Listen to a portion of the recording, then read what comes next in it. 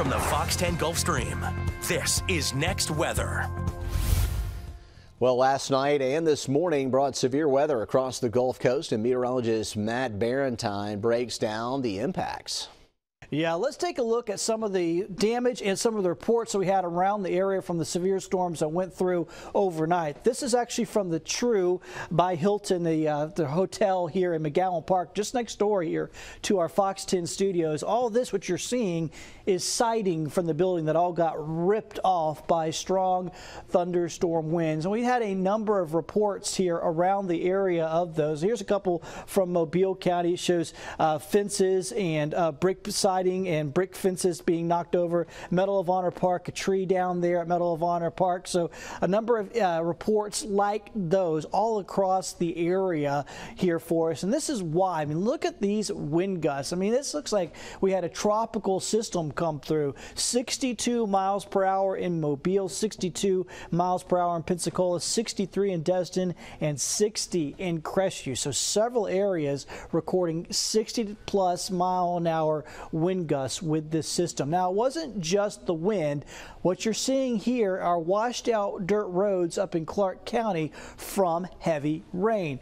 Roy Waite, the EMA director up there, sent us these pictures, and they recorded 6.7 inches of rain there at the EMA office. This is Wiggins Road and Crossville Road. So these are two different roads washed out there around some culverts, and we are seeing some significant damage. It's going to be a while before they can reopen those roads. And here's how much rain we had. There was a very pronounced streak here that went from George, Greene County up into Washington County and into Clark County with 5.5 to 6+ inches of rainfall. And keep in mind, this fell within just a few hours. This wasn't, 2-3 days worth of rain. This was just a few hours worth of rain.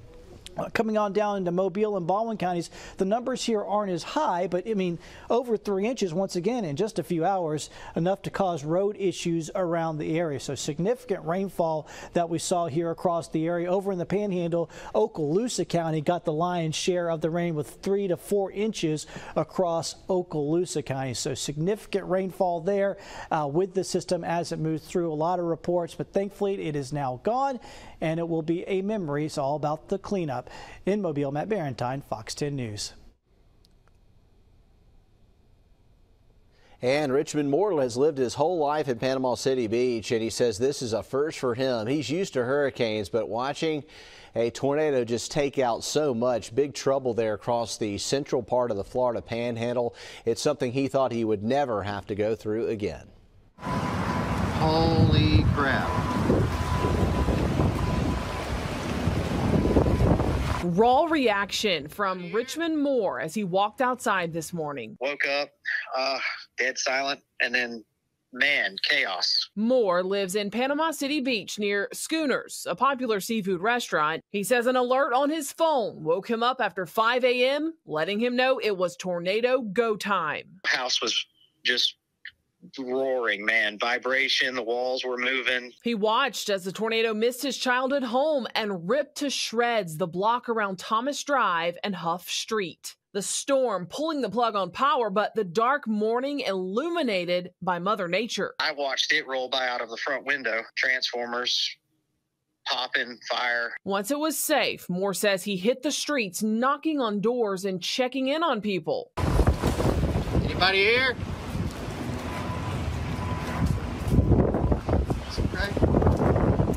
Somebody yelling for help inside this now leaning duplex. And the woman couldn't get her door open. It was jammed shut. So she couldn't get out. She was sitting in the living room, and that's when I had to cut the video off to help her get out. Soon after, Moore says emergency crews showed up and everyone seemed to be okay. The morning light showing the damage left behind, roofs peeled off. Treasure Marina. The nearby marina that was just rebuilt post-Hurricane Michael flattened again, and debris lining the streets. But like they've done before, Moore says they'll bounce back once again. I think the great thing about living here is everybody just, I think, really wants to help. Just like after Hurricane Michael. So everybody's house that was still fine everybody's going, moving debris out of the road, helping their neighbors. Here's the 7-day forecast for us, and you know, we do see another potential for some storms on Friday. We'll see if that system has the same dynamics of this last one. We do expect a lot of wind there on Friday along with some storms, so stay tuned for updates. So we do have a storm tracker alert day highlighted there. We've got some cold air in between. Cold tonight, chilly tomorrow. Got the storms Friday, another shot of cold air Saturday and Saturday night.